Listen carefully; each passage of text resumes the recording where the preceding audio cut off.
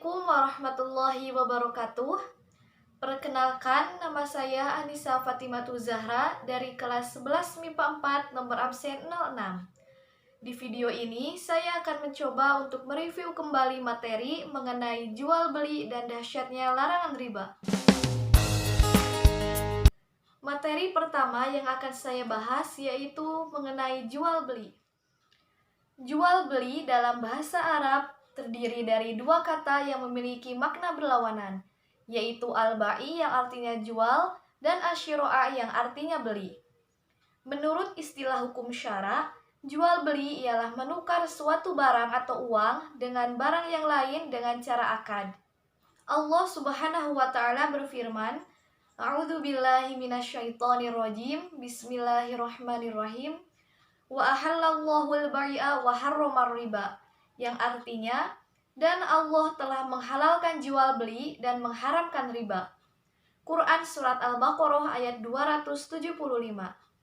Rasulullah Shallallahu Alaihi Wasallam juga bersabda, Afdolul kasbi amala rojuli biyadihi wa kullu bai'i mabruro, rawahu Ahmad, yang artinya, perolehan yang paling afdol adalah hasil karya tangan seseorang dan jual beli yang mabrur. Selanjutnya yakni rukun jual beli.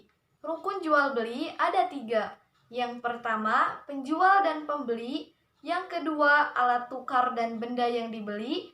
Dan yang ketiga, lafal ijab dan qabul.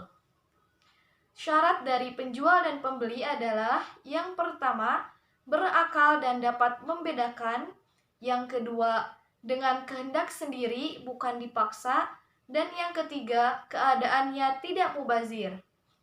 Alat tukar dan benda yang dibeli memiliki syarat, yaitu yang pertama, suci. Barang najis tidak sah diperjualbelikan. Namun, menurut mazhab Hanafi, memperbolehkan menjual kotoran atau tinja atau sampah untuk keperluan perkebunan.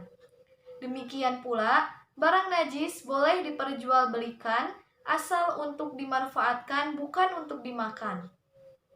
Syarat yang kedua yaitu ada manfaatnya. Yang ketiga, keadaan barang itu dapat diserah terimakan. Tidak sah menjual barang yang tidak dapat diserah terimakan. Yang keempat, keadaan barang milik si penjual atau kepunyaan yang mewakilinya atau yang menguasakannya.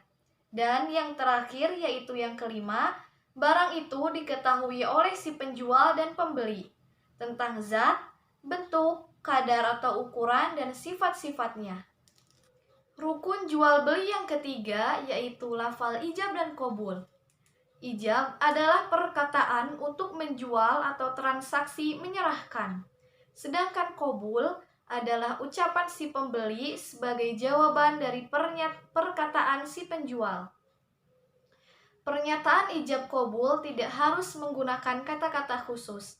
Yang diperlukan ijab qabul adalah saling rela atau ridho yang direalisasikan dalam bentuk kata-kata.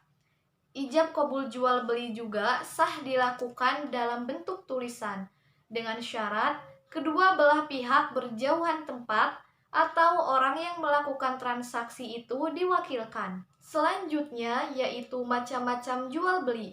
Yang pertama, jual beli kontan. Artinya serah terima barang dan dibayar dengan uang kontan.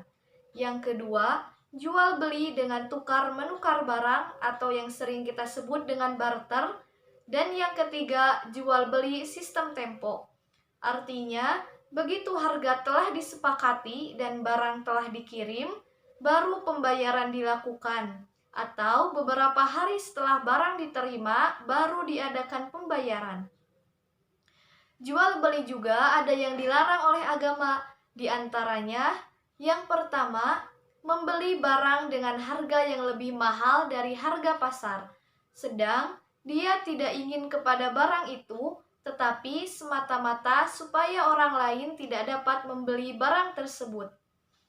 Yang kedua, membeli barang untuk ditahan agar dapat dijual dengan harga yang lebih mahal. Yang ketiga, menjual suatu barang untuk menjadi alat maksiat. Yang keempat, jual beli yang dapat menimbulkan kericuhan baik dari pihak pembeli dan penjualnya. Dan yang kelima, membeli barang yang sudah dibeli orang lain yang masih dalam keadaan khiyar. Jual beli memiliki beragam manfaat bagi kehidupan.